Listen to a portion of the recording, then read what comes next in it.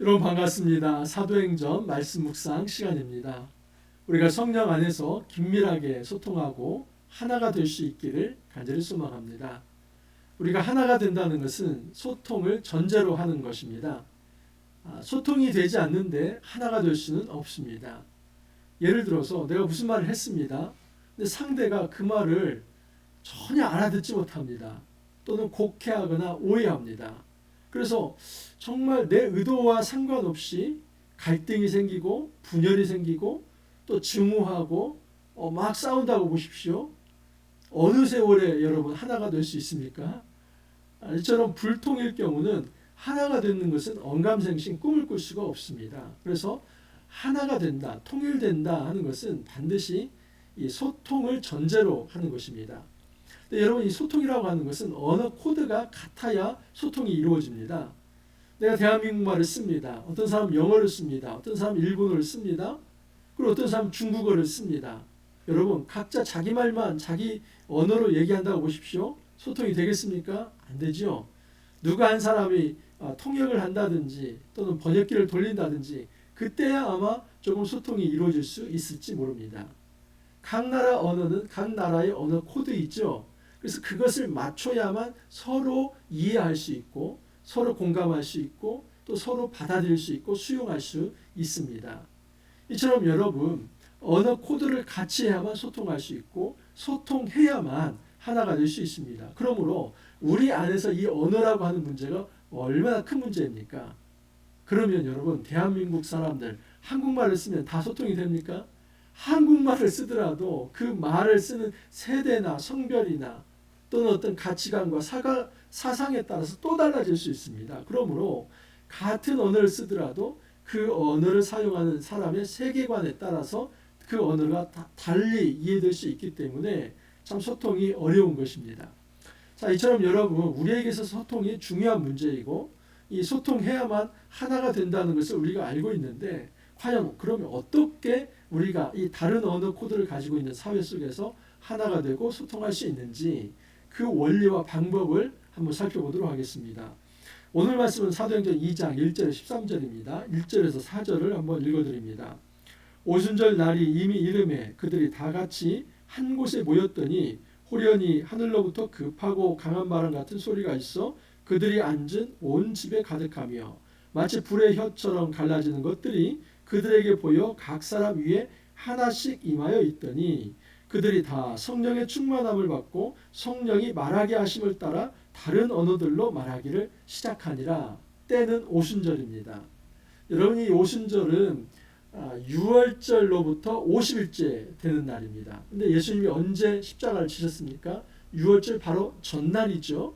그렇기 때문에 좀 대충 따져본다면 예수님께서 십자가를 지시고 사흘 만에 부활하지 않습니까? 그러므로 지금 예수님께서 부활하시고 40일간 있었다면 지금 이 43일 다음에 이 7일, 1회죠. 1회가 지난 그 상황에서 50일입니다. 그렇기 때문에 좀 요약을 해놓고 본다면 예수님이 승천하시고 한 일주일 정도 지났을 그 타임이 바로 오순절입니다.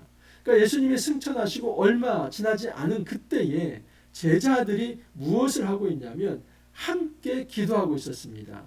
그 기도하고 있을 때에 그 호련히 하늘에서 급하고 강한 바람 같은 소리가 있다고 합니다. 그리고 그 급하고 강한 바람 같은 소리가 마치 불의 혀처럼 갈라진다라고 합니다. 근데 여러분 이 바람, 불, 또 뇌성, 그리고 지진, 구름 이런 자연 현상들이 있습니다. 근데 이런 자연 현상은 신구약을 통틀어서 하나님의 나타나심, 현현에 대한 하나의 어떤 상징적 요소들입니다. 구약에서도 여러분 모세가 시내산 정상에 올라갈 때 어떻습니까? 빽빽한 구름이 있고 거기에 불이 있고 또 뇌성과 바람과 이 흔들림이 있었습니다. 여러분 이처럼 이런 바람, 구름, 뇌성, 이 불 이런 것들은 하나님의 나타남, 이 현현, 신의 현현 현상이라 그래서 세우파니라고도 합니다. 자, 그래서 지금 불의 혀처럼 갈라졌다. 급하고 강한 바람 같은 소리가 있다.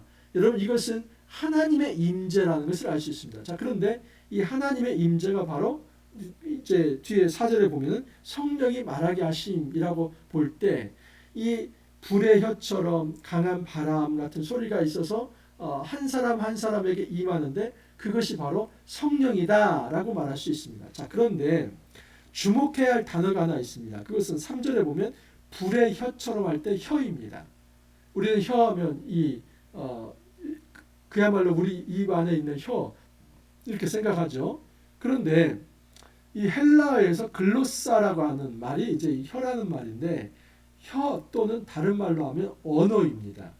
그래서 실제로 지금 이 같은 1절에 4절에도 어떤 곳에서는 글로사를 혀로 번역하고 어떤 곳에서는 글로사를 언어로 번역합니다. 자, 보십시오. 3절에서는 불의 혀처럼 할 때 그 혀라고 하는 글로사가 4절을 보면 그들이 다 성령 충만함을 받고 성령이 말하게 하심을 따라 다른 언어들로 말하기를 시작하니라. 그 다른 언어, 이것은 다른 혀들로 말하기 시작했다. 그러니까 여기도 언어가 바로 글로사입니다. 그래서 이 글로사라고 하는 헬라어를 지금 앞에서는 혀라는 말로 뒤에서는 언어라는 말로 표현하고 있습니다. 그렇기 때문에 정말 이거 매우 중요한 말입니다. 이 본문을 많은 사람들이 오해를 많이 하고 그리고 성령이 임재하실 때 그냥 불을 받았다. 그리고 우리가 뭐 명화 같은 어떤 이런 그림들 보면은 다락방 오순절 다락방에 모여 있는 사람들의 모습에 머리 위에 이렇게 불이 하나씩 다 있는 거 뭐 이런 그림들도 보셨을 텐데 정말 지금 그걸 얘기하는가? 여기 보면은 사실 직유법이죠. 불의 혀처럼 할 때 이 혀는 이 글로사라고 하는 말은 불의 언어처럼입니다. 그러니까 이 불이라고 하는 것은 하나님의 임재의 상징을 얘기하고 강한 바람도 하나님의 임재의 상징을 얘기하는데 중요 포인트는 뭐냐면 그 성령이 임할 때 말씀으로 언어로 임했다는 겁니다. 그래서 보십시오. 4절을 보면 그들이 다 성령 충만함을 받고 성령이 말하게 하심을 따라 그러니까 지금 이 불의 혀처럼 임했다는 것은 각 사람에게 다른 언어로 임했다는 것을 이처럼 이야기합니다. 성령의 임하심과 언어의 어떤 임함이 그 등치되어 나타나는 겁니다. 여러분 성령 충만은 이런 차원에서 사실은 말씀 충만입니다. 이 그리스도의 영을 우리는 성령이라고 합니다. 성령 이것은 예수의 영을 성령이라고 합니다. 물론 성령이 예수에게 예속됐다 그건 아닙니다. 왜냐하면 성부, 성자, 성령 삼위일체에서 다 동등하신 분, 이 세 위격의 동등함을 이야기하기 때문에 뭔가 예속된 건 아닙니다. 하지만 지금 예수 그리스도가 이제 승천하신 이후에 성부와 하나님과 함께 계실 때 이 땅에서 예수 그리스도의 남은 미션 사역을 감당하신 분은 성령이라는 차원에서 항상 성령을 예수의 영, 그리스도의 영이라고 얘기합니다. 여러분 예수의 영, 그리스도의 영이 임했다. 그것은 뭐냐면 말씀으로 임한 겁니다. 다시 말해서 그리스도가 하시고 싶은 말씀, 예수님이 하시고 싶은 말씀, 그 말씀이 성령을 통해서 임재한 겁니다. 그러므로 바로 성령 충만은 말씀 충만입니다.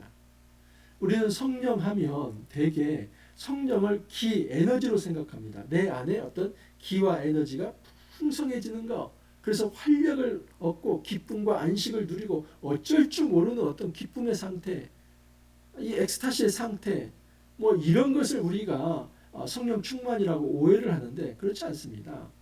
성령 충만은 고난 중에도 성령 충만일 수 있고 때로는 성령 충만은 고뇌 속에서도 성령 충만일 수 있습니다. 중요한 것은 뭐냐면 그 사람에게 성령이 말씀하시는 겁니다. 성령이 말씀하시고 그 사람이 순종하면서 아멘으로 받아들이는 상태, 전적인 순종이 이루어지고 이 인격적 성령 앞에서 안전하게 엎드려서 무릎을 꿇는 그 상태, 인격적 충성과 순종이 있는 성령의 말씀의 지배를 받고 통치를 받는 온전한 상태, 이것을 성령 충만이라고 이야기하는 것입니다. 그러므로 오순절날 이 성령 충만은 말씀의 충만입니다. 말씀이 임한 겁니다. 자, 어떻게 임합니까? 그곳에 많은 제자들이 있는데 그곳에 각각의 제자의 각각 다른 언어를 이제 하나님께서 주신 겁니다. 어떤 사람에게는 아라비아어, 어떤 사람에게는 이제 그리스어, 어떤 사람이 유럽어, 어떤 사람이 아프리카어, 각각의 하나님께서 다른 언어를 주시고 그들이 말하게 하십니다. 자, 그런데 말하는 내용에 있어서는 동일합니다. 자, 11절 이하를 보면 그레데인과 아라바야인들이라 우리가 다 우리의 각 언어로 무엇을 말한다고요? 언어는 다릅니다. 언어는 다르지만 하나님의 큰 일을 말한다 할 때 이 하나님의 큰 일이라고 하는 이 메시지의 내용은 같다 하는 것을 알 수 있습니다. 여러분, 성령 충만의 역사가 바로 이것입니다. 성령 충만이 임하면 그 사람에게 그 사람의 재능과 은사에 맞게 그 사람에게 걸맞는 말씀을 언어 코드를 주십니다. 그리고 그 사람이 가서 전달할 수 있는 사회 계층과 그 다음에 어떤 사회의 어떤 세대가 다릅니다. 예를 들어서 저에게 어떤 이제 성령의 충만함으로 언어를 주시는데 저는 예를 들어서 어떤 장년층에게 더 잘 전달할 수 있는 말을 주신다면 저는 그 말씀을 가지고 장년층들을 이제 설득해낼 수 있습니다. 근데 어떤 사람들은 어떤 사역자는 청소년들에게 더 말을 잘할 수 있는 경우도 있습니다. 그것도 하나님의 은사이죠. 여러분, 지역적으로 이렇게 생각할 수 있고 좀 더 이적적으로 초자연적 역사적으로는 지금 2000년 전에 오순절 역사 속에서 여러 각 지방의 사람들이 나왔습니다. 그런데 그 사람들은 난곳방언으로 듣게 됩니다. 우리가 우리 각 사람이 난곳방언으로 듣게 되는 것이 어찌 되느냐? 우리는 바데인과 메데인과 엘람인과 메소포타미아, 유대와 갑바도기아, 본도와 아시아, 부르기아와 밤빌리아, 애국과 및 구레네에 가까운 리비아 여러 지방에 사는 사람들과 로마로부터 온 나그네 곧 유대인과 유대교에 들어온 사람들과 디아스포라라고 들어보셨죠?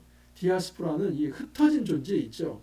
디아스포라 유대인은 예를 들어서 이제 BC 722년에 아수르가 이 사마리아를 멸망시킵니다. 북이스라엘 멸망시킵니다. 그래서 이 아수르의 정책은 이 사마리아 땅에 있는 모든 그 이스라엘 백성을 해외로 다 흩어버립니다.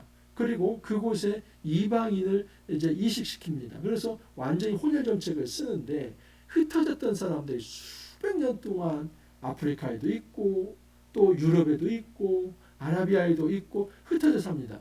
그 사람들은 여러분 2세대 3세대만 가면 히브리어를 다 잊어버립니다. 그래서 히브리어를 쓰지 못하고 난곳방언을 알게 되는 거죠.